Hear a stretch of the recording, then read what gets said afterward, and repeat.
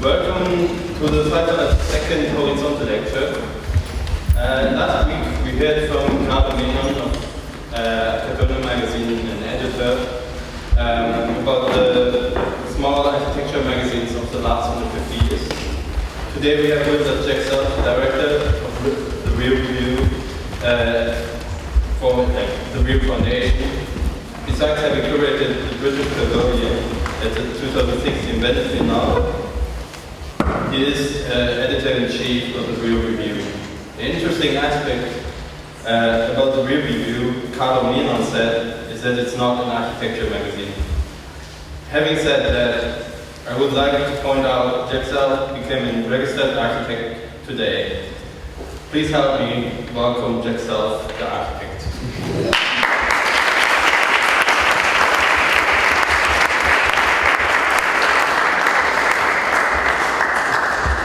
Thank you very much for the introduction and the applause. Yes, I did become a registered architect today, which I don't understand exactly how it works in Germany, but in Britain it's a very long and complicated and boring process. But I do feel then that it gives me the, let's say, possibility of speaking about architecture in a different way, because it is true that my work covers many different disciplines. I work in the design of buildings, but also in the production of exhibitions and publications, and increasingly also cultural work and world of fashion. I'm not really interested in the world of fashion, but the money is very good, so that's one of the reasons why I'm involved with it. But today, actually, I'm not going to speak really about so much about my publications. The types of lectures that I hate are people who come and present all of their projects one after the other. I call these "and then" lectures because they always start out by saying, and then we did and then we, and there's kind of no proposition or no real ideas that are being presented. So instead, what I wanted to show was a number of ideas which drive my work and which are interesting to me, and show you examples of how I'm trying to address those ideas. Because it also suggests that the ideas, I think, are generally very, not universal exactly, but they have a very wide interest, I think. But there are, of course, many solutions or many propositions many projects you can make around these subjects. Anyway, I'll get to it. In order to ask, what does it mean to live today? In the context of architecture, the question then becomes, what is the relevance of architecture to contemporary life? And in that sense, what is contemporary life? I mean, what does the contemporary mean? And what is architecture, which I'll come to in a minute. But in terms of kind of what it means to live today, I'm going to show just like 2 slides which are very negative, and I'm sorry about that. In Britain, at least, and I think in many parts of the world, the present or the contemporary is defined by a kind of condition of perpetual crisis. And this crisis, this always needing to do something, whether it's respond to a message on your phone or respond to an email, or increasingly there are kind of constant demands being made of us all the time, that distracts us from the fact that in society there are programs that are restructuring wealth and restructuring other types of power to create radical inequalities. It's the financialization of everyday life. This means the application of finance and financial concepts to everything we do. It's debt, it's exhaustion, it's overwork, it's self-exploitation.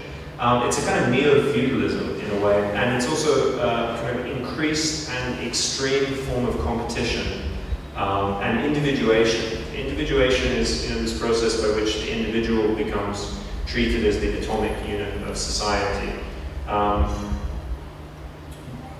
But within this kind of condition, we have structural injustice, we have prejudice, we have intergenerational inequalities where We have an older generation which has a lot of wealth, and we have a younger generation, or younger generations, which have not much wealth. We also have intergenerational inequalities. So in Britain especially, there's a very strong class system with a very small class at the top. So even within a single generation, you have a lot of people who are young who are forced into very difficult situations, and a small group of people who have a lot of privilege. And globally, what is the time that we're living in? Well, there's kind of a decline of world order. There's the rise of totalitarianism. It's a very violent time, I think, in some respects. Of course, it's not all negative. You can look at this in a number of positive ways as well. I mean, basically, what we have is we're coming, and I think it's appropriate almost that we're at the 100th anniversary of the Bauhaus. We are only now, almost 20 years into the 21st century, beginning to see the end of the 20th century. Most of you looking at the audience are going to be in your 20s. You will have been born at the end of the 20th century. And yet the 20th century lives in our imagination a lot. Our references are still to 1968, to the 70s, to the 80s. That's not true for people who are maybe 10 years younger than us. They really don't care about the war in Iraq or 9/11. These are not things which feature in their cultural memory. Life for them really begins in 2008. And I think we're beginning to move into a scenario in which the 20th century is finally beginning to conclude. That's what, I mentioned this to Jacob earlier, and he was not convinced, but I have a strong belief that there's a kind of renaissance in waiting. This comes back to this previous slide, this idea of a woke millennial. Millennials, I hate all of these terms, obviously, because since we are all millennials, apparently, I don't even really know what this means, frankly. But I'm very interested in this idea of wokeness. Woke is the past participle of wake, so to wake up, to be woken. But woke means, it began as a word in the 19th century in black culture in America, which was about becoming suddenly aware of racial injustice and racial inequality. Once you become aware of these types of inequalities, you can't go back. You can't go back to sleep, as it were. And in a sense, wokeness has now expanded to include ideas of gender inequality, social injustice, and it has even begun to encompass things like mental and physical well-being. I'm very interested by this concept, both as a kind of tokenization, but potentially as a way to what is architecture? Well, I'm a big believer in etymology and the meaning of words. Architecture, my very first lecture in architecture, my professor said, architecture begins in ancient Greece. And another professor said, architecture begins in ancient Egypt. And a number of years later, I had another professor who said, well, architecture begins with the architect. You can't have architecture without a professional figure, which is why I'm really happy to be now a professional figure. But the meaning of the word architecture is normally described as like master builder or master craftsman. And that's because they think of techne as being craft or art in Greek. But that's not really what techne means. Techne means to assemble or to put together. So you see this in, for example, textile, which is when you put fibers together to make a cloth. Or technology, which is the tools or the mechanisms that make things, that assemble things, or tectonics, which is the arrangement of elements, how they assemble together. So architecture is really just a kind of master assembly for me, and in that sense, architects deal with both physical objects and also with non-physical objects. We deal with time as an object. We also deal with data and information, and all of these operate inside a system. The architect is basically a manager of information systems, some of which are physical, some of which are not. Domestication is domination. A lot of my work is very interested in the house and the origin of the house. Increasingly, I hear lectures from people saying, the first house really goes back to like the Greek oikos, or ekos, which means like household, and therefore, the house is the basis of the economy. I mean, that's where economy and ecology come from the word ecos. Actually, slight aside, I'll just say this as well. Quite interesting.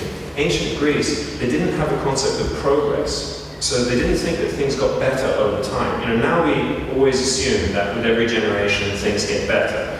They didn't have that concept of progress. They thought that the world was basically a struggle between two forces. One force so obviously the city-state is the basis for their civilization, the polis.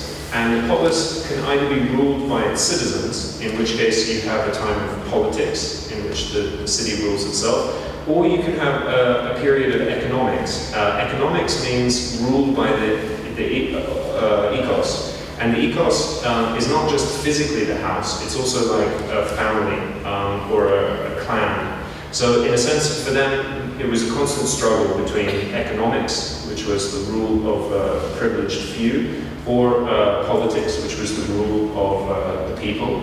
And you couldn't have both at the same time. You can only have one or the other. And the moment that the two were in conflict, the moment that there was a moment of shift, you had civil war. And the word for civil war in Greek is stasis, which is the impossibility of civilization. And in a way, to come back to the idea of what it means to live today, I see us as having gone through a period of maybe 40 or 50 years of economics in which private interests have dominated.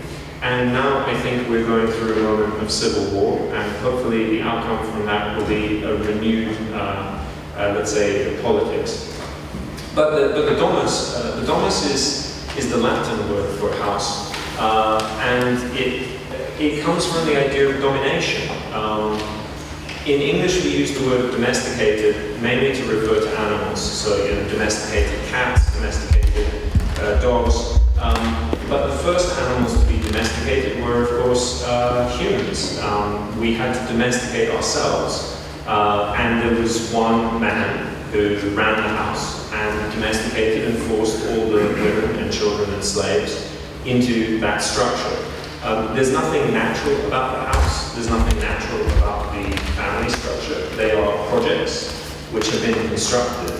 And therefore, I think we have to imagine that the house, the domestic, is by its nature a form of domination. It's a form of artificial structure. And that's useful because then you can start to say, well, how can we design the building to change the structure of the family? And what is the possibility for exploring domination inside the house? I'm also very interested in categories of ownership. In medieval Europe, there was a kind of a problem for a bunch of monks, particularly the Benedictines and the Franciscans especially, who they're reading the Bible and they see Jesus says, give away everything you own. And he's very clear, he's like, not a metaphor, give away everything, immediately own nothing. And this caused the monks a lot of psychological trauma. They were not really sure what this meant, how you could live a life without owning anything. So they created, maybe they thought, well, maybe Jesus meant like only certain types of ownership. Maybe we can come up with categories of ownership. And so they did, they came up with 4. The first is use. If you have a glass of water and you use the glass of water, you own it, you exhaust it or you use it up in the process, so you can't really own it, so they were okay with that. The next one was called usufruct, which is the right to something. So for example, all the public streets in the city, I mean technically those streets belong to the city and the state, right?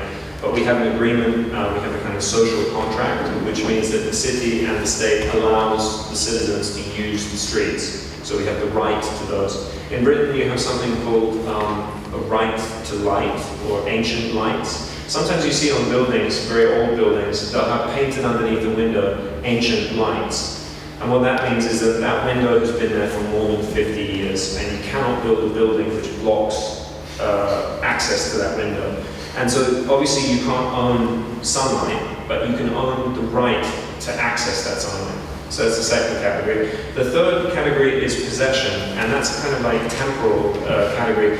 You often hear British aristocrats say things like, well, of course, I don't really own the estate, I just take care of it for the next generation. There's a good advert from Swiss watchmakers, Patek Philippe. They say you never own a Patek Philippe, you just take care of it for the next generation. It's this idea that in some way you can distance yourself from the idea of ownership by saying that it's not really yours, you're just in possession of it now, you might not be in possession of it in the future. And the fourth is dominion, and dominion is really like proper ownership, it's like full-blown ownership. And what dominion means is the right to kill. The right to destroy. That's what domination means, that's what domus means and domestication means. The pater familias in the Latin, in Rome, the head of the family could kill anyone who lived there and not suffer any legal problems. You could kill your wife, you could kill your children, you could kill your slaves. I mean, you could kill a slave because a slave wasn't a real person. This idea we have of humans being individuals is a very recent legal construct. If you go back to Roman times, they didn't have the same idea. You could have sex with your wife in front of the slaves, because the slaves were not really people. Therefore, dominion is the right to destroy. And if you really own something, so if I went out and bought Andy Warhol painting, if I really own it, I can destroy it if I want. I can set fire to it, no one can stop me. That's the essence of ownership. So I'm very interested in, these days when we talk about particularly property, real estate, and architecture, we tend to only really talk about dominion. Do you own it? But actually, a lot of the time, that's not really the condition of ownership that's in operation. The next kind of idea I have is that the free plan equals the free society. I guess I would say about this that the design of buildings, of course, influences the way that people use them. And I'll come more onto that in a second. But the more ambiguous the plan, the more open to interpretation the plan, the more free the individual within the plan. Anything which is extremely prescriptive makes it impossible for you to have, let's say, a sense of freedom.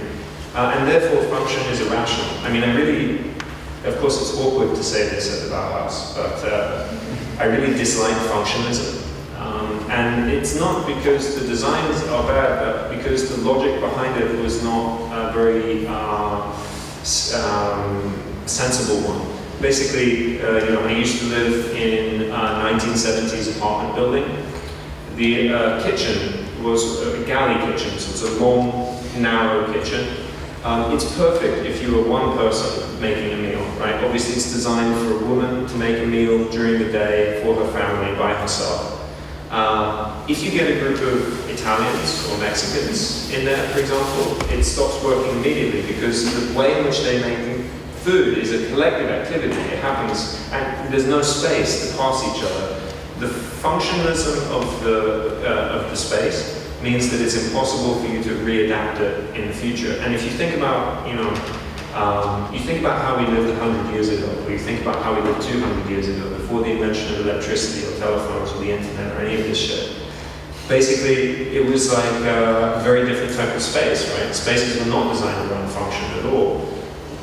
Once you design a space around a function, you make it impossible to change that function in the future. So you crystallize the space around a certain social structure. I'll come back to that more in a minute. Form follows finance. I'm very interested in how money affects the shape of architecture and the form of architecture. And I believe as architects, the more control we have over the money, the more freedom we will have. And I'll say more about that later too. I'm very interested in the capitalist event horizon. I mean, when you start to think about time and its role in design and finance, capitalism has a kind of limit to how far it can see into the future. So, for example, currency traders, people who deal in foreign exchange, they might be thinking about 1 to 3 days into the future. financial or pension funds will be thinking maybe 30 years into the future. No one thinks beyond that. Once you start making a project to last 100 years or 200 years, or let's say you build a building to last 1,000 years, it's an impossibility within the structure of capitalism. So I'm very interested in finding ways to design buildings at the edge or beyond the horizon of capitalism, because if you operate within that system and you design a building which is within that structure, it becomes very hard to change that structure. If you design something which in fact is not going to happen for 100 years, it's invisible basically. And that's why I'm also interested in the luxury of time. I think now much more, for me, I mean, I'm not a wealthy man. Very few architects are. And I, therefore, more than money, I really value my time, what I do with my day. And I think that freedom for me is the freedom to choose what I do with my day. So I'm very interested in how architecture can liberate time or give freedom of time to the people who inhabit it. Sharing is caring.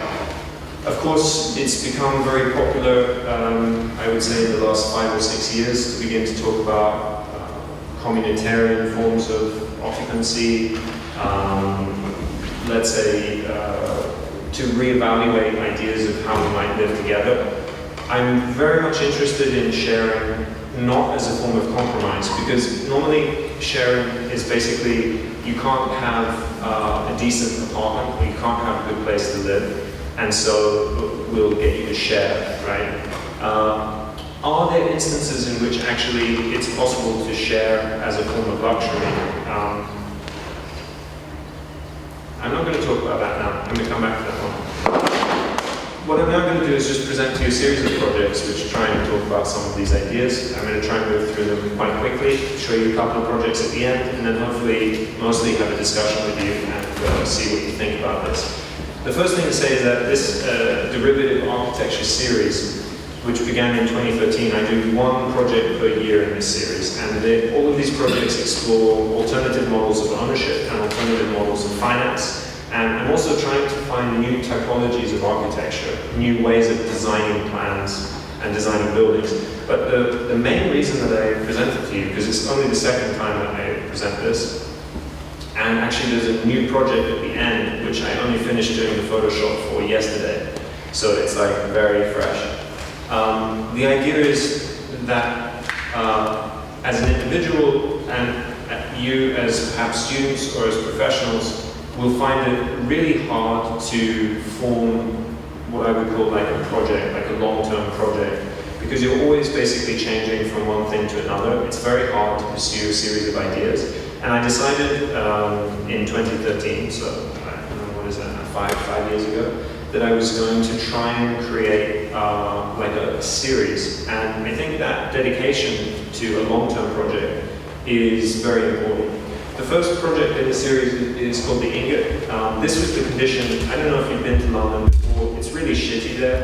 Every time I leave London, I always wonder why I live in London. It's like not a good city. And this is the condition that you have there, which is a kind of precarious labor, low paid mostly, unfulfilling, unrewarding, monotonous. And you are constantly surrounded by objects of desire, things that you want that are out of reach, whether that's owning your own home, whether that's having an expensive watch, it doesn't matter. They seem to be very difficult to achieve. And so this first project tried to address that, and it started from the idea of if we wanted to build very inexpensive housing for people on the minimum wage, to live a luxurious and generous life in the center of the city, right next to London Bridge.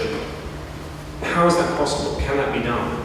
And so the design, in a sense, is not really a building. The design is actually a financial algorithm. And what I realized was that development is a relationship between time, space, and money. Most developers are trying to build buildings very quickly, very cheaply, and very densely, so basically as big as they can, right? And that's how they get their efficiency, or that's how they get their profit.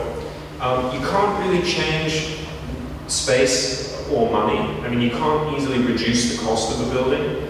at least not without compromising quality. And you also can't really build like any size building you want, right? But what you can do is change the element of time. This was the first time I started to think about time in the design role. And in Japan, they have 80-year mortgages. These are very interesting because if you have an 80-year mortgage, you get a number of outcomes. The first is that it's basically like very low rent for people who live there, because if you divide the cost of a house over 80 years instead of over 20 years, obviously it comes down a lot more. The person who lends you the money gets a lot of interest because you're paying interest on 80 years instead of 20 or 30 years. And the building itself has to be very sustainable because if the building is damaged or falls down in 30 or 40 years, you're still paying for it for another 40 years. So the consequence of this was that you got basically wooden architecture, which was very simple, easy to replace components, and it created kind of rent control in centers of Japanese cities. I took that principle, basically just copy-pasted it into London, and what you get is these are the kind of idealized financial conditions underpinning this piece of land. These different factors, this is a kind of screenshot from an animation, but these different factors on the right-hand side, you can see the height of the building and the area. In blue, you can see the cost per month for a 72 square meter apartment.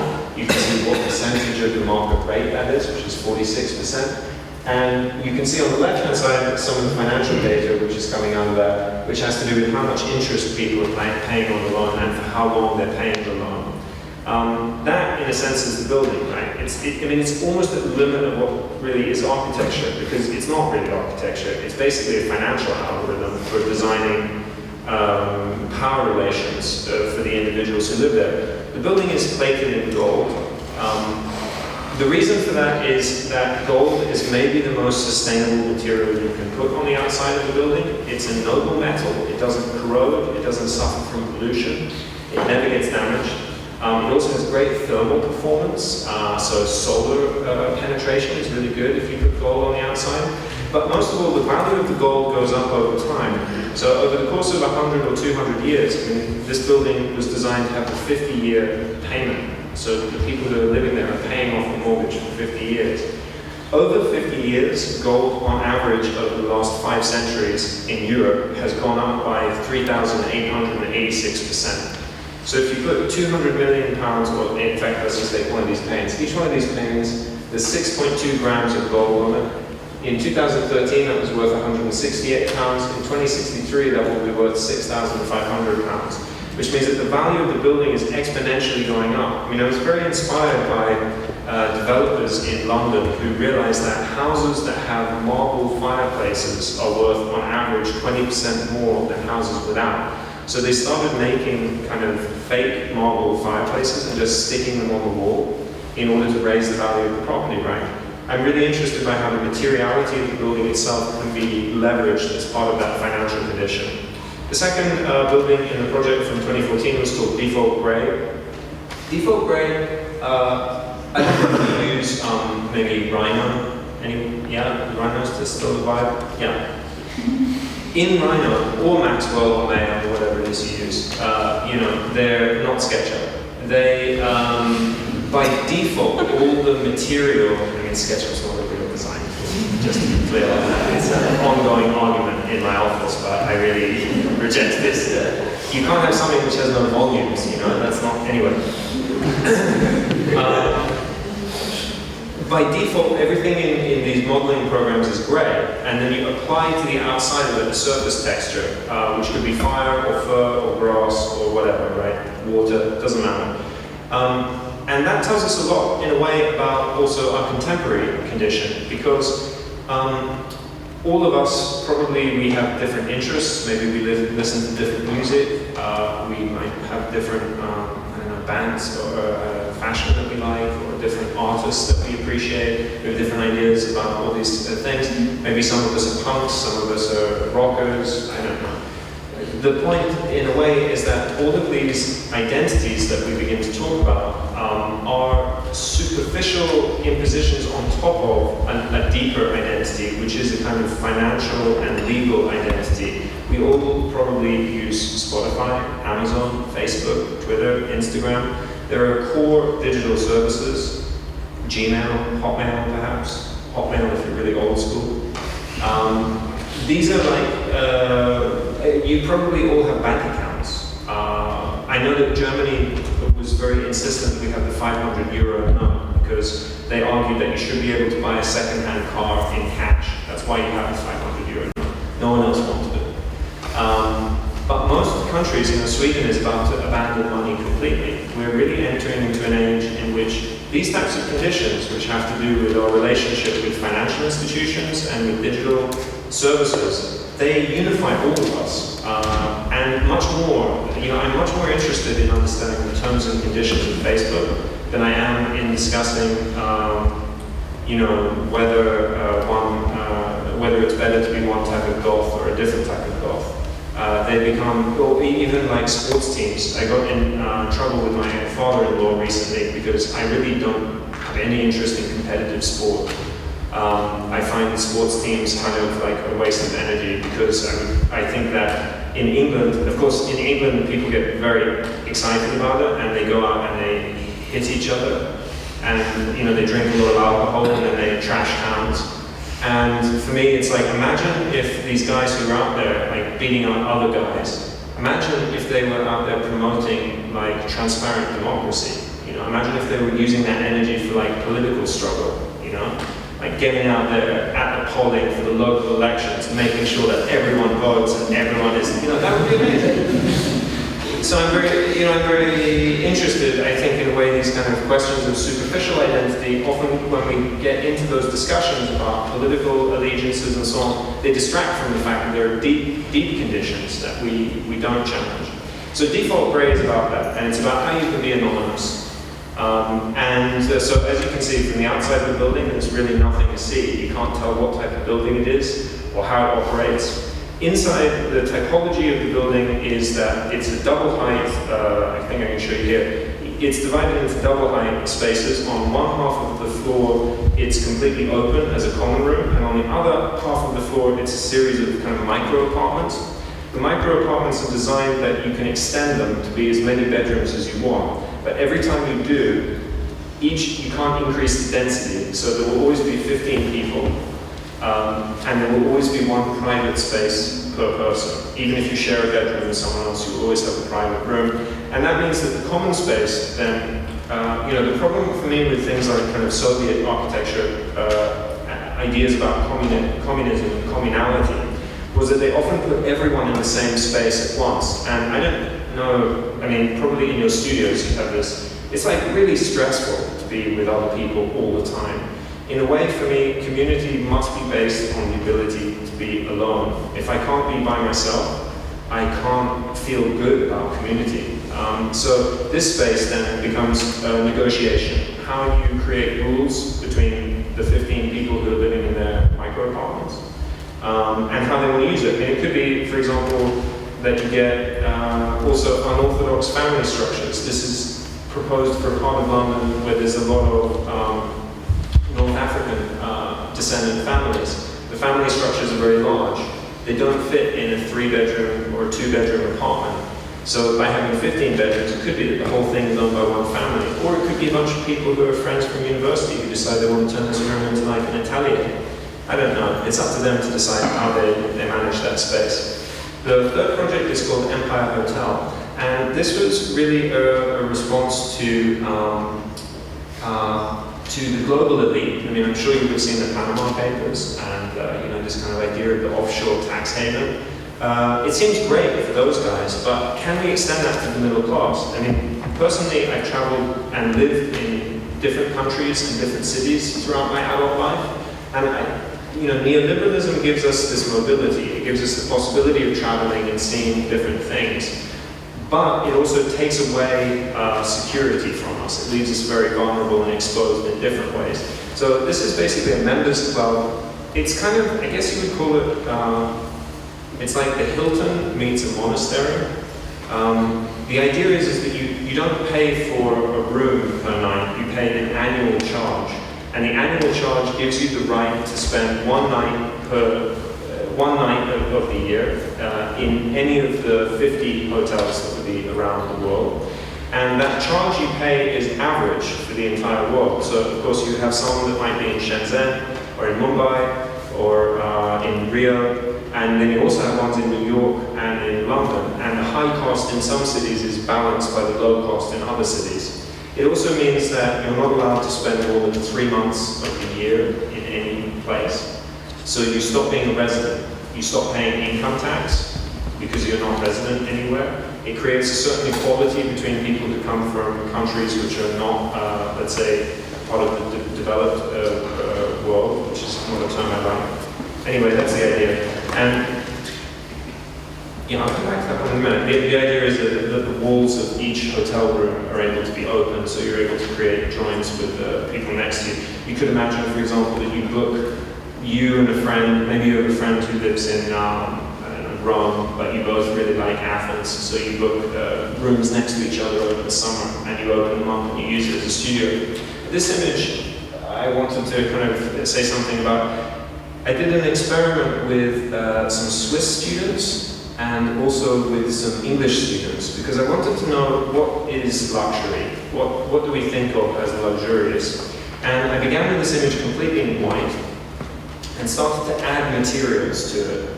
And I only added, because it looks like a prison. I mean, if there's no materials, it really looks like a prison. But when you start to add the materials, what are the materials which are needed to make it luxurious? And what was really interesting was that both the Swiss and the English people, the two things that they really liked, one was just three things. One was the dark wood, that's very luxurious. The other was the gold, not too much, it can't be like tasteless, it needs to be just a little bit of gold. But the main thing was the, I'm going to try and use that, was the Persian rug. I found that very interesting. The Persian rug is basically a universal sign of the bourgeois. And the reason for that, I think, is because of the deep association with Orientalism and imperialism. It represents the exotic, but it also represents conquering. It represents kind of imperial mindset. So, I don't know, I still use Persian rugs in all my renders, obviously, to make it look luxurious, but we should be critical of these objects, I think. The building has absolutely no relationship with the city whatsoever, in as much as all the residents withdraw from the state. I mean, because you're not a resident, you don't vote. The building should not be connected to anything. The fourth project was called Common Stock, which was produced for the Venice Biennale, and is basically the same as the ingot in terms of its financial logic. But where it differs was this was, and it's only recently that I'm beginning to feel comfortable enough to talk about this, but it's really hard to design something good. I don't think I've achieved it yet, but I'm getting closer with every project to the idea that I have in mind. And this was the first time that I started to think about how you could break down the structure of a plan to create different types of shared space. So typically you have inside an apartment building, you have the core with the elevators and the stairs, and then you have the corridor, and then you have all of the apartments, right? But there's a huge amount of functional redundancy because you have 50 tiny bedrooms, 50 tiny kitchens, 50 tiny living rooms. The question was, if you're prepared to share, can you have more? If you're prepared to share some of those spaces with your neighbors, can you have a better quality of space? So this plan is actually exactly the same as a normal 6-bedroom apartment, except that each of the apartments has been altered in order to remove circulation space and to remove functional redundancy. And what you end up with is almost 1/6, let me try this again, almost 1/6 of the floor plate becomes, it's like 16%, 18% I think, becomes liberated by removing this circulation and other redundancy. And so this is in effect free space, it's like a free room that you get, right? In terms of the internal layout of these apartments, there is no functional arrangement. I mean, the only two elements which are really hard to eradicate function from are the bathroom and the kitchen. But in this case, otherwise it's just a bed and a wardrobe. So this is kind of what it looks like, where you have a wardrobe which includes all of your functional services. I'm not going to get into more of that. We maybe come back to that later, but otherwise I'm going to get too bogged down in the detail. And that's what it looks like when you build it in real life. I mean, this is basically the common room that I mentioned. This is the shared room. And this was installed in the Venice Biennale. The idea behind these two pieces of furniture, which is important to say, one which is a wardrobe, or what we call a garderobe, and the other one which is the day bed. The bed in 2014 overtook the sofa in Britain as the most popular piece of furniture in the home for the first time ever. So basically people are spending more time in bed than they're spending on the sofa. Why? Well, partly because of overcrowding. So increasingly the bedroom becomes a micro apartment in itself, which means you're using the bed as a place to eat, as a place to work, but also increasingly we're watching the TV less, we're using tablets, iPads, phones. We're working in bed, we're socializing in bed, either by inviting people over to our house, because we now have less of a question of privacy, and you know, there's less need for a formal setting, so you can have friends on your bed, but actually also through things like Instagram and Facebook and so on, we have a different relationship with people. We're socializing with people maybe through Skype in a way that where they're not physically in our room. And therefore the bed becomes, I think, a really interesting object. I mean, in a kind of Marxist sense, it's a space of production and a space of reproduction. So the question here was, you know, what does a contemporary bed look like? Well, if you have one, it becomes a space of work or of rest. If you put two together, you begin to get a kind of social arrangement, let's say, a kind of possibility for interaction. And if you put three together, what you get is these kind of shelves that can be arranged on the inside. The Romans used to eat on their side in what they called a triclinium. They didn't have dining room tables, they ate on sofas. And so in a sense this becomes potentially a kind of triclinium. But also if you have then 4 or 5 or 6 of these, it becomes what? I don't know, who knows what type of furniture that is. It's like a platform for orgies. Something like that. But basically the idea is it's kind of a gestalt. Like the idea is to try and design a piece of furniture that the more you're prepared to share with your neighbor, the more you bring them together, the more new types of social conditions you can create. And the garderobe is basically to do with the fact that many domestic objects are badly designed. My vacuum cleaner is really ugly. My mop is really ugly. These are really bad objects, and the reason they're bad and they don't last is because we don't see them. I have many personal objects which I hate, which I keep because I don't know why, maybe sentimentality or something like this, nostalgia maybe, I don't know.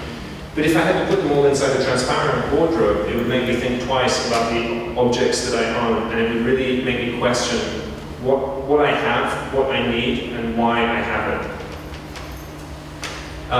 This one was called Glass House. It was produced for the Chicago Biennale last year. And the Glass House, you know, as you can see, I mean, I'm getting closer with the plans. And this is why I wanted to show you the most recent one, because I finally am happy with this most recent one. With this, it was the idea of 4 bedrooms per floor in a shared flat. I mean, I like high-rise buildings because every floor is a house. In an apartment building, it's of course bounded, so you can treat this as a single residence, let's say. And as you can see, the only 2 spaces, as I mentioned, is really hard to get rid of is the kitchen and the bathrooms. So the bathrooms become these kind of glass sculptures, which are purely designed around the functions that they contain. And the kitchen becomes almost a kind of non-space. There's no circulation in the building, and there's no function to these other spaces. They just have different spatial qualities. So they're different sizes. They face, some of them face an internal loggia, some of them face the facade, some of them point to the north, so they have quite low light, some point west, so they have good light in the afternoon. The idea here is to not design a building around activities, but around qualities that can be interpreted by the people who live there. So, you know, maybe they use the room in the north as a library, or maybe they use it as a workspace. It kind of doesn't matter. That's what I mean by allowing people to have some freedom in the plan. So there you can see what happens when you kind of remove the functionalism from the space. This is effectively an apartment. And this is what it looks like when you make it as a model or as a maquette, which we which we installed. This is the one that I finished yesterday. This is the 2018 project. This is actually a project that we're trying to build. So I can't talk too much about the nature of that specifically, but the reason I wanted to show it is for two reasons. One is that the exterior is extremely banal. It's a very boring, normal building, and it looks normal, and it is unremarkable. It is not shocking, it doesn't look like Zaha did, it doesn't look uncomfortable. And that, I think for me, this kind of strategy of the Trojan horse is kind of quite important. Because in this case, this building, I want to build this building, so I have problems with planning officers, I have problems with investors, you know, there are developers and so on. You're trying to create something which is not going to make them unhappy. So then where is the innovation, right? Well, I mean, there are kind of aspects to this. One is, of course, again, that it expresses no function through its facade. There's no, it's completely abstract. But this is what I'm proud of, in a sense, which is the plan. Because it's in the plan that you begin to have some freedom or some possibility for change. The model for this is, okay, well I guess I'll have to tell you more. The idea is to start a company that builds shared housing, I guess, and what we would call in England service apartments. So instead of paying rent, you pay one fee. That fee includes your council tax, your utilities like water and internet, also cleaning fee, maybe basic groceries as well. And it's rent controlled, so it only goes up by inflation. It doesn't. It's not an expensive place to live.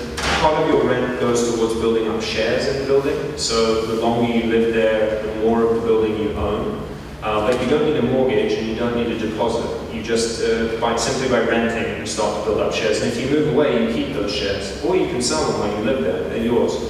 But in order to achieve this condition, which is extremely difficult inside the London financial system, we had to look for a typology which was going to work, and the typology is the 4-bedroom apartment.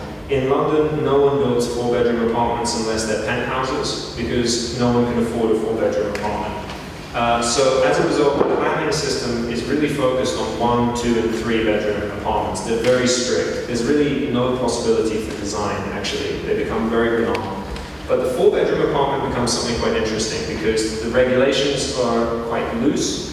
So in this case, basically, you have 4 bedrooms, 1 in each corner of the plan, entry off the central court. There is, again, no circulation space. You have the kitchen and dining, which has dual aspect. Maybe this is a high level of detail. I hope you're interested by this. I mean, I find this, like, I'm really into this now. Especially because I haven't shown this to anyone yet. But the idea is that all the rooms are of the same basic proportion, 3 by 4 meters, which means that they could be used as bedrooms or they could be used in a completely different scenario. These are sliding doors, which means that you can create privacy across the 2 floors. You can close off all of these rooms, or you can open them up completely. But you can also imagine that if you're renting this bedroom, which has double doors into the sitting room, that you might actually end up renting the whole segment down there, and that you effectively begin to have apartments inside the apartments. So basically what I'm saying is, it's a very simple plan. It's not complex in any way, but the possible ways that it could be occupied, or the possible ways in which it could be inhabited are multiple. And they're not prescriptive. It doesn't tell you how to live there. The ground floor has exactly the same plan, and it's an office. So in a sense, I'm very interested by this idea of how something can be adapted through different use. And that's what it looks like inside. You can't quite see it on this screen, but there's a little bit. This is a Jean-Michel Frank, who's like the Art Deco French interior design. So that's worth like $4,000. And then there's a little Persian rug at the back there. You've got a little bit of marble, a little bit of leather, a little bit of art. It's bourgeois. It's nice. And this is precisely the point that I was trying to get to, which is, I guess, as architects, we have a lot of difficulty in pursuing a project, like an actual project of a career. I just published this book about Mies van der Rohe, about his only UK project. And, you know, obviously thinking about Bauhaus, thinking about his development, he had a very specific type of career in Germany before he left for America, and then his career changed quite a lot. But it's like, if your client is always different, how do you manage to build a project as an architect when every single time the conditions are always changing? And I think it's very important to have these kind of an idea of the long term, because I really believe that making a commitment to a long-term project becomes, in a way, the only way to subvert the conditions that I'm constantly subjected to, which are answer this email, do this piece of work, follow this thing, do this thing. You have no possibility of focus, and this idea of a long-term project is trying to resist that. So that's that. I'll just run you by, I think, maybe like one project, and I'll show you just a couple of slides. This one is what happens when you take this logic of designing using time and using non-functionality and you apply it to exhibition design. I could have showed you the British Pavilion, but I won't, because this one I find more fun. Sorry, just need a bit more brightness for me. This was a project commissioned last year by the Tate Modern. They wanted us to do an exhibition, and the conditions were quite specific. They wanted it to be in a new extension to the Tate Modern, which is 6 stories high. On the 4th floor they have the permanent collection, lots of people go there. On the 6th floor they have the observation deck, lots of people go there. But the 5th floor has a strange staircase, it's quite an odd plan, it's not an easy to access space, no one ever goes there. So they said basically the brief is, please make an exhibition that will attract as many people as possible, and also we're interested in universal basic income. And I was like, oh man, okay. Okay, fine. So here's the concept. The concept is called time well spent. And you, at the moment, to go to the Tate exhibitions, you have to pay. It costs £16 to go to an exhibition. This exhibition will pay you. Everyone who goes gets an artwork worth £200. But to get your artwork, you have to take a ticket and you have to wait for your number to be called, right? Which for me is like a very English activity, waiting for the ticket to be called. Very polite. So and then you've got like 35 minutes in this space, and you can't leave because you don't know if they're going to call your artwork, and if you're not there, you forfeit it, you don't get it. On the other hand, there's nothing to do. I mean, it's just a kind of, the quality here is not so great, but you can kind of see there's just a series of volumes, all wrapped in red carpet, and that's kind of it. I mean, it's not really clear what you would do there. So you just have to wait. And they said, yes, but what's the meaning of this? And I said, well, it's, it's almost 100 years since the Russian Revolution, or it was 100 years. And in the beginning of the Russian Revolution, there were 2 types of communists. There was the Mensheviks and the Bolsheviks. And the Bolsheviks thought that everyone should be working class, everyone should be proletarian. And the Mensheviks thought that everyone should be middle class and bourgeois. But in order to do that, they realized that they would have to probably automate all the factories, because otherwise how to make anything. So the Mensheviks had a way more ambitious kind of project in that sense. Anyway, the Bolsheviks killed all the Mensheviks, and so that put an end to Menshevism. But basically, the idea was here to explore the idea of what it means to be bourgeois. Can everyone be bourgeois? Because the essence of bourgeois means to make profit from someone else's work while not working yourself. So everyone who comes to this exhibition gets £200 in artwork, which is the product of someone else's artistic labor, which they did not work for. And in fact, they can't work for it. They have to do nothing in order to make this money.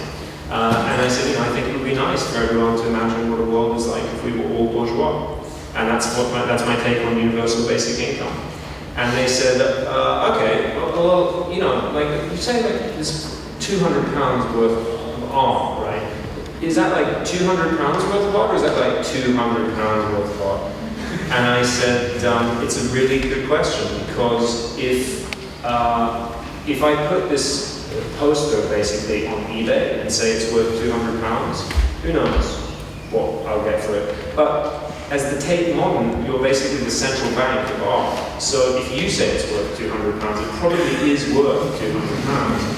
And they said, well, how many do you want to give away? And I said, we're going to give away £1 million worth of art. £1 million worth of art in 8 days. they said, they thought about it for a while, and then they came back and they said, no, we feel very uncomfortable about this as a form of institutional critique.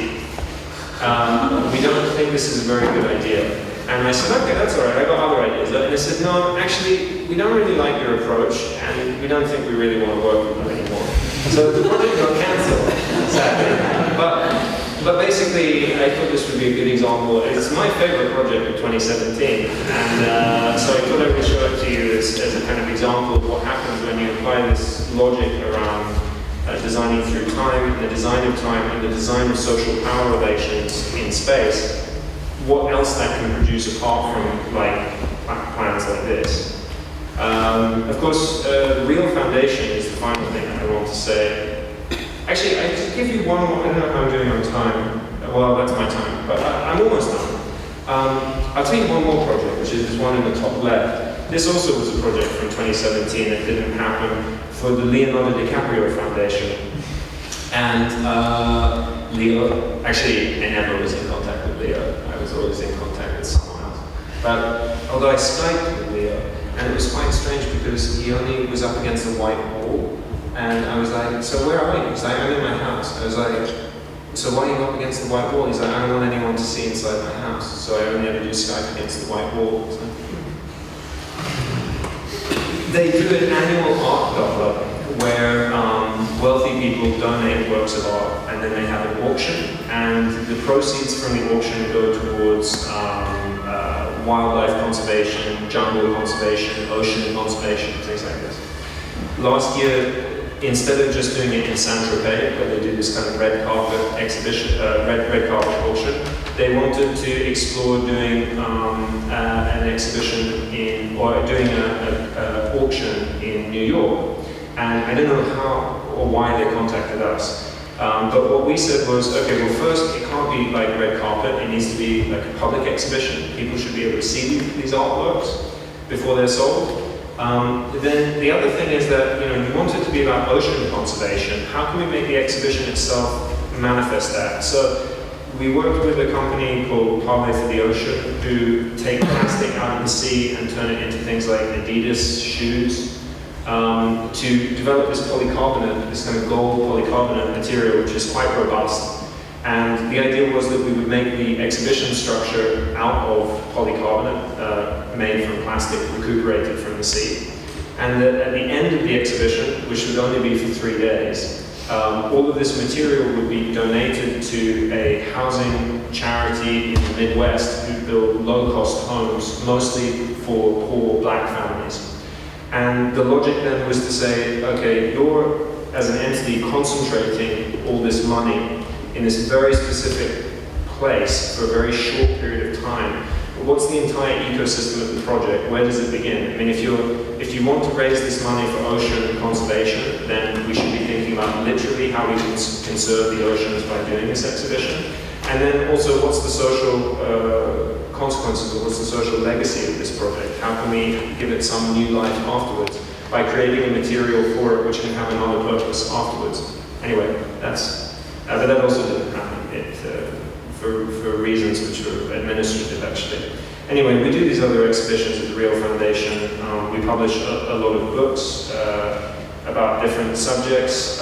We publish a cultural, contemporary culture magazine called Real Review.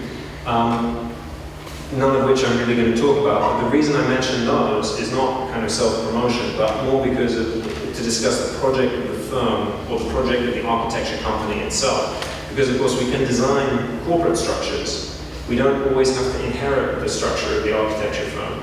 There are today not very many good examples. I mean, definitely like early 20th century was a time for innovation. I think the real innovation came in America during the 1950s when the large corporate architecture practice was invented, people like SOM. And then I guess you could point to someone like OMA as being kind of new model of architecture firm, because they have a different idea about what the social role of the architect can be and what the social figure of the architect can be, in positive or negative. They're at least designing the firm, right? Designing the structure of the firm.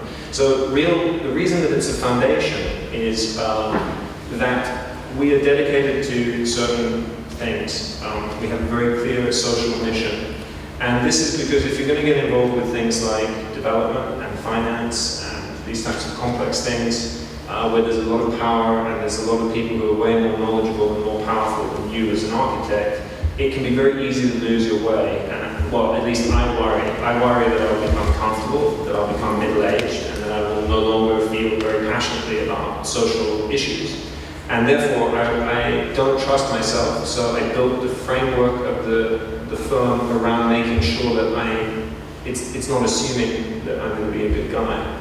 The structure is basically that all our projects must do the following. They must promote inclusivity and they must promote equalities of many kinds.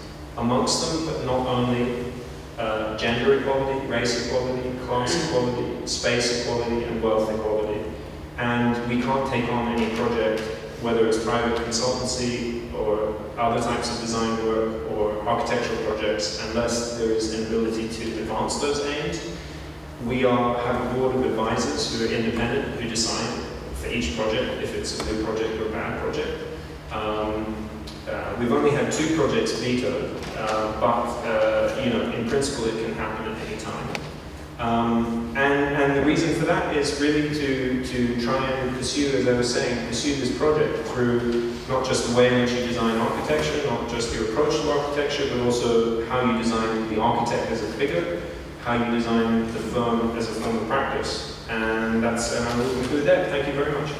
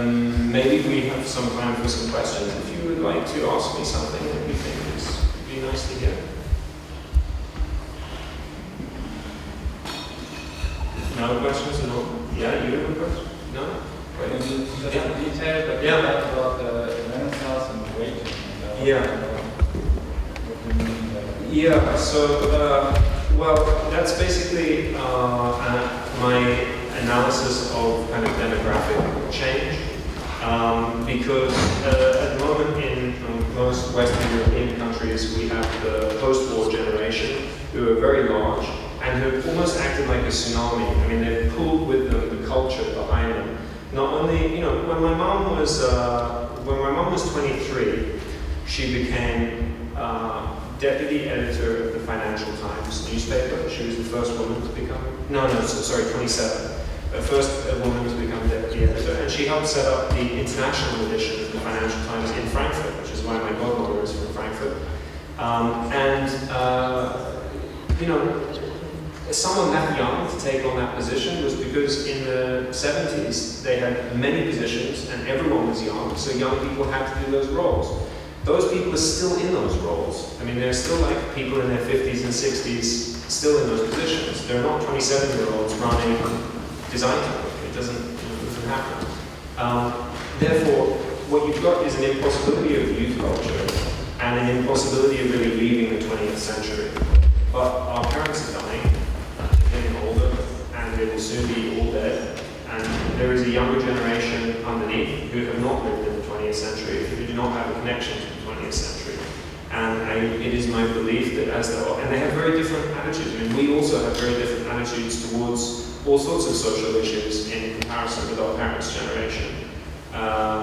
Sexism, for one, is just like one where every Christmas you're presented with like a slightly racist uncle or slightly sexist grandmother. It's like, we don't really think about the world that way anymore. That change will accelerate as the generations shift. And so therefore, I think that maybe in like 10, 15 years, maybe 20 years, there will be a moment in which there is the possibility for quite radical political change and social change. And I hope that is coming, and I hope that it can be a positive thing. Yeah. I think that directly points to your answer, because your architecture seems to be as open as it gets. On the other hand, you're quite analytic of what's going on, and like your financial models are based on certain assumptions. So do you still think it needs something to educate, to guide the people to live in those community spaces, or is it totally open and you just figure out what happens? No, absolutely. I mean, community doesn't just happen. It's a kind of design project, right? And when you used to move into social housing in Britain in the 1960s, you used to get these amazing publications called things like How to Live in Your New Apartment. And they were quite funny because the first part was normally kind of like technical data, like how to use a washing machine, how to use central heating. You know, in the 1940s in Britain, most people had toilets outside the house. There was not, it was like quite, 19th century still. I mean, England is still a very backward country. Also, infrastructure, we don't have high-speed trains, for example. I mean, it's like crazy. We don't even have electric trains in the north of England. Everything is still run on diesel. Anyway, so you would get this publication, which would, the first part would be technical about how to use the garbage chutes and so on, and the second part would be about how to get along with your neighbors, like how to be polite to people in the hallways, how to share common spaces, how to manage the gardens together, right? And so there was an idea that technological progress and social progress have to be united together, and that I think has kind of been lost. There's just an assumption now that community is not a project, or it's treated as a very kind of crude way. But this is why we're a cultural institute and an architectural practice, because in the words of someone like Donald Rumsfeld, it's a battle for hearts and minds. I mean, you have to provide people with good places to live, and you also have to give them the tools that they will need in order to realize that and use them properly. So that's why we do exhibitions and publications and magazines, as well as trying to build buildings, because for me the two go together. They're really part of the same project, I think.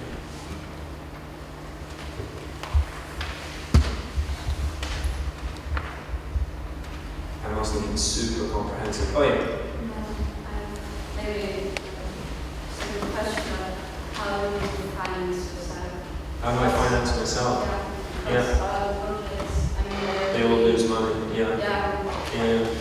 No, it's a very good point. And a lot of studios will be very opaque about this, and they will say, so we publish our finances, for example, and we think that's important. A lot of studios, for example, they'll present you with ideological projects, which can't possibly be commercial, and then they run on the side the commercial projects, which they never talk about. It's like kind of B-side portfolio. We don't really operate that way. The main source of our money comes from the world of fashion, from consultancy and design and art direction, and now increasingly creative direction, even sometimes marketing work I'm not really able to talk about brands that I work for, but they're large European fashion houses. But of course, even those projects as well. So here's a good example. We just finished doing a project for a large American fashion and sporting goods company, and they wanted to produce a collection which will launch in June at Paris Fashion Week, and they basically, the work we did with them was not anything to do with design, it was to do with logistics. So we wanted to create an energy neutral and material neutral collection. So it's 100% recycled cotton, which is produced using a waterless technique, which uses no toxins. All the rubber, all the plastic, everything in it is 100% recycled. If the factories are not running on renewable energy, then we offset that energy elsewhere in the company. In the end, it is what it is. But we could, and that project is worth like thousands and thousands of pounds to us, and that's what allows us to do things like, we were doing a project, we work with a group called New Architecture Writers, which is a group that promotes black and minority ethnic architecture students to become writers, because the world of architecture writing is very white and male and middle class. So, but in order to be able to do those workshops, that takes up a lot of the studio time, and we lose money on that. So therefore, we need to be able to do things like this work for this fashion brand, which pays for that, basically. And that's true of most of these projects, except for the final one I showed you, which is a business proposal. I mean, that's I have meetings tomorrow, Thursday and Friday with investors to try and get that into a real business. But yeah, so basically mostly through consultancy work, but we're still bound by the same rules even when we do. There are no like dirty projects, they all have to follow the same rules. Yeah, but it's super hard. I mean, it's very, very hard to pursue architecture. Basically, to conclude, without going on too long on this, my logic is this. In a really basic capitalist sense, where can I sell my labor at the highest rate? The world of architecture is maybe the best form of design in the world. I mean, it's very, very complicated and very complex. It involves many, many different factors, a huge amount of knowledge, and then we get paid almost nothing to design these buildings.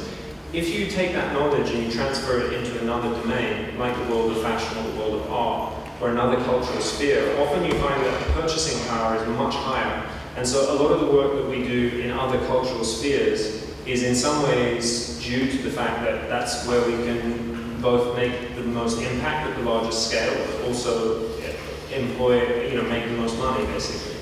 But the ultimate ambition, I mean, this housing company that we hope to start, the idea is that by doing that, we will then be able to make money by making buildings, and then make more buildings and make more money, and keep doing that, and then that in itself will then fund our other cultural activities. Because eventually the idea is to be autonomous, and not to be reliant on other clients. So that's how we do it. I was wondering, in the project you presented, you had a lot of, you presented the different categories of ownership. And then in the architecture projects, you always said like the persons who are renting it are kind of gaining shares over time. Like you had this aspect in a few of them, I think. Yeah. And I was wondering how this, why do you want to use space to like, this is kind of, isn't that like a basic fundamental criticism most of us would have, that you can gain money out of real estate. Real estate, which leads to a lot of problems. Why do you want to reproduce that? So neoliberalism has an argument called the incentives argument. This is part of the kind of core philosophy of neoliberalism. And it was created by a man called John Rawls. The incentives argument says that no one does anything unless they have a good reason. So the reason that we pay CEOs of large banks, €1 million a year, is because if we didn't pay them, they wouldn't do the work, right? They don't, financiers, they don't enjoy their work, they don't want to work. We have to pay them big bonuses. Taking that as a basis, it's not that I'm cynical, I just think that in order to encourage people to have certain relationships with space and ownership, you have to also give them incentives to do so. So the example would be, if you have an apartment block with 100 apartments and everyone owns their own apartment, and there's a leak on the roof, or there's common spaces in the building, if there's damage to the roof, the people at the top of the building will be very much invested in getting that fixed because it's damaging their real estate. But the people on the bottom of the building don't give a fuck because it doesn't affect them.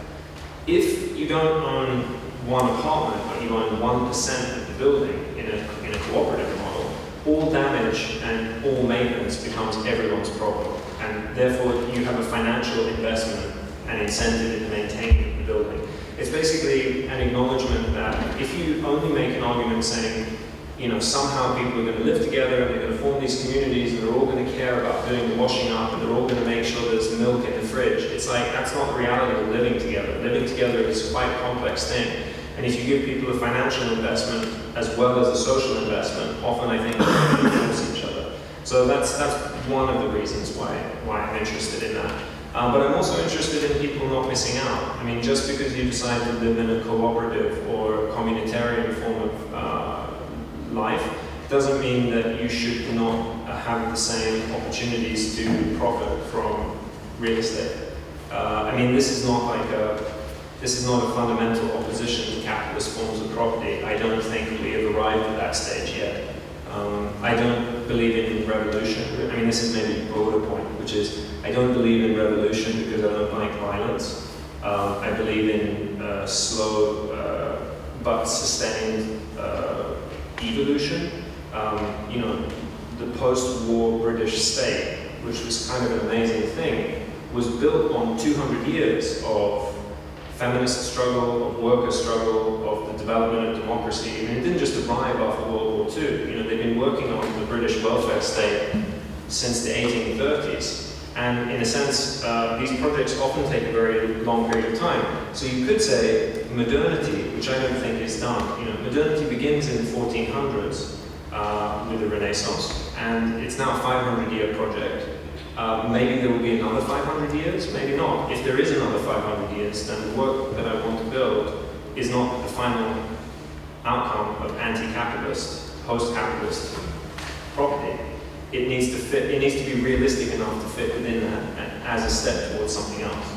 So, yeah, I mean, that's maybe a more controversial point. I don't get, it's not a very popular point. I don't get a lot of positive feedback on that one, actually.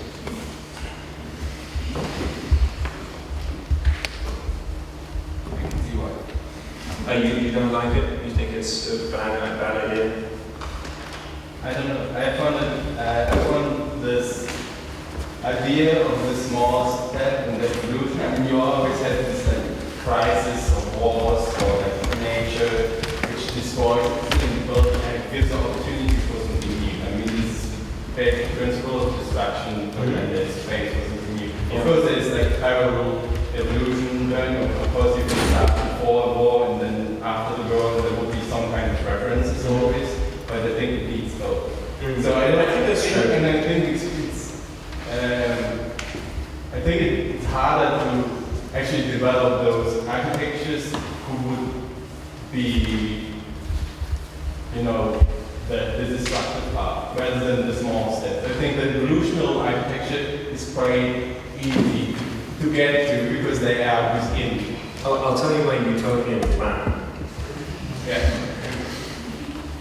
Which is kind of ridiculous, but which is actually something which I kind of believe in. Which is, I want to create these buildings in London. It's a very specific project, because London is a very specific context. I want to build these buildings in London, and I want to charge people rent to live in them. I want them to build up a percentage as they own them. But the financial model is based on a 40-year period. At the end of the 40 years, I want there to be no rent. So I want you to pay only the service charges for the building.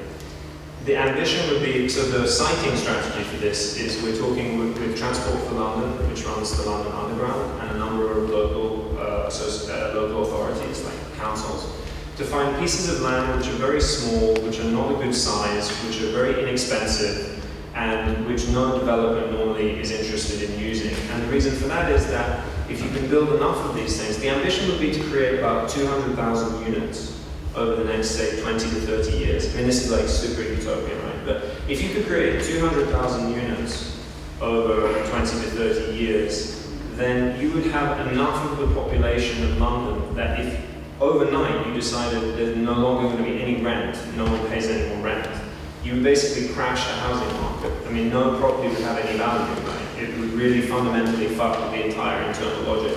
So this is why the project has got more and more specific, and also why it's always focused on London, because basically what I'm trying to do is destroy, in the end actually Brexit will probably do it anyway, which is, you know, a happy coincidence in a way. But yeah, the ambition starting in 2011 was to find a way to fuck with the London property markets. And the way to do it, I think, is to build something which initially looks like it's very attractive, and then over time undermine the system from within. But yeah, I don't normally talk about that long-term project because it sounds stupid, but it's something I really believe in. No, it's actually what I was hoping. Yeah. No, this is I'm a big believer in the Trojan horse. I think it's a very good strategy. But there's always a risk with the Trojan horse, because if you know, the Trojan horse is a great metaphor, right? It's like just a sculpture out of wood, but destroys an entire civilization. So it's very humble, but it has amazing power, which I like as a metaphor. But the problem is, you can easily imagine that the Trojan horse gets pushed inside Troy, and then all the soldiers come out and they're like, wow, Troy is really nice. It's really nice here. Maybe we should just become Trojans. And then they just, like, that's the risk when you, that's why Real Foundation is set up that way. Because if you start dealing with developers and you start dealing with, it would be really easy for me to use my skills and my knowledge to become like, just a fucking banal developer doing just like middle of the road, whatever, and claiming radicality in the architecture, and that's it, right? Then you become you become comfortable. And if that happens, then the possibility of agency diminishes. So part of the ambition is to try and keep part of the anger and part of the sense of injustice, which made me start this project 7 or 8 years ago, going 20, 30, 40 years into the future, because I don't know who I will be in 30 years' time, and I don't trust that guy. So I want to make sure now that he's going to do the right thing. Yeah, well, anyway. Unless there's any other burning questions. Oh yeah. I was wondering, you said 7, 8 years ago, what was the turning point? What's the motivation for all this research? It was 2011, which for me was like a pretty crazy year for everyone, actually. I mean, there was, they killed Osama bin Laden. There was the Arab Spring. There was the August riots when London, they set fire to London for about 3 or 4 days. And there was Occupy movement, which I became very closely involved in. I got kicked out of architecture school, so I was unemployed. I couldn't work out what to do next, really. So I did a master's in philosophy at a night school, and I worked during the day at a publishing house typesetting science textbooks for the University of Manchester. And I was pretty depressed, and going to these protests all the time. And there was a huge anti-austerity protests, a lot of stuff going on, and it was a kind of catalyst for me in terms of really wanting to, I'd made decisions about my life. I made decisions about going to university to study architecture. I can't undo those. I have these skills, I have this knowledge, I have a certain amount of potential as an individual. What can I use it for? And that's when I really started to kind of examine, like, what are you going to do with your life? And I decided I would stay in architecture. And the reason I stayed in architecture is because material objects are very powerful. The way you design a kitchen completely changes the family. The way, 60 years ago, couples used to sleep in single beds. It was quite common, especially in Italy, to have 2 single beds for a couple, right? Married couple. I got married 1 year ago. It would be really strange at age 30 for me and my wife to sleep in 2 single beds now. So something as simple as the structure of a bed, right, becomes a very important political object for structures. And so the reason I decided to stay in architecture is because today I presented you with a lot of words and a lot of arguments, but buildings don't talk. You just use them and they just do what they do. And therefore, to me, a building seemed like the best thing to make because no one can argue with a building. It either is or it is not. And if it is, then it performs that way. So yeah, it was out of that kind of year of chaos and year of political unrest and year of dissatisfaction. I found myself in huge amounts of debt for my studies. I found it very hard to make a good living. I found it very hard to live in a good apartment. I lived in shitty apartments almost all my life. Often it starts from a very personal situation, which is it's bad for me, and I'm a middle-class, white, heterosexual man. If I were any other form of identity in society, it would be much worse. Therefore, do I have an obligation to other people? And if so, then what should I do? How can I use my energies to promote these things I believe in? Not a simple question. Yeah. I wanted to ask your personal relation or your personal interest into Mies. Into Mies? Yes, because buildings and projects obviously have some relations. And I'm not referring to him because he was an extremely good architect or maybe extremely good buildings. And more, maybe of course, position of plants, which then the last project changed a lot, and then they maybe looked a bit more like a room-to-room sequence house from 100 years ago. But I'm referring to it because his architecture and especially the international style, the first time architecture got mass-produced. I mean, if you look at this big exhibition at the MoMA, and then suddenly the international style was all over the world. And this is not a critique towards your buildings in terms of context, but I'm just interested in the lookout of this international style at the generic. Well, the international style I would be hesitant to talk about because that becomes something quite different. I mean, particularly, I don't want to give a history lecture, so I'll try to be very brief. Basically, the international style really is kind of picked up by Gordon Bunshoft at SOM, and actually it's Gordon Bunshoft and particularly his work with Noguchi, the Japanese sculptor. They do a huge amount of, they invent corporate architecture, and in fact corporate architecture is really springboards international modernism in my opinion. But because Mies was not interested in mass production. I mean, he was not like Corbusier. He designed really singular buildings that couldn't be mass produced. I mean, the Farnsworth House, for example, which looks like a very simple pavilion in the field, right? There's 12-foot foundations made out of 1 by 1 meter concrete that goes all the way down because the whole thing is insanely heavy. And in order to make it, they had to sandblast it 4 or 5 times. They had ornamental welding. I mean, the building cost 16,000% of a normal building. The Tugendhat house remains the most expensive house ever made. I mean, these are not mass-producible buildings. But Mies is an amazing architect for a couple of reasons. One is his commitment to this idea of universal space, and it's the universal space in his plans that I find really interesting because he's not interested in function. He's not like Corbusier, Gropius, or these other dudes. He doesn't believe in functionalism. He doesn't have that relationship with space. He has a relationship which is to do with the history of proportions and classicism. But he's not taking classicism and just making buildings that look like they were built from 200 years ago. He's taking classicism and reinterpreting it for a contemporary time. He's looking at what the materials and what the modes of production were in his own era and trying to adapt classicism to that. And that is a big inspiration to me as well, because, for obvious reasons. I'm also kind of interested in Mies. I mean, he was a real bastard, Mies. He was like an absolute fucker. I don't know if you know much about his biography, but like he did some pretty mean things. An amazing architect.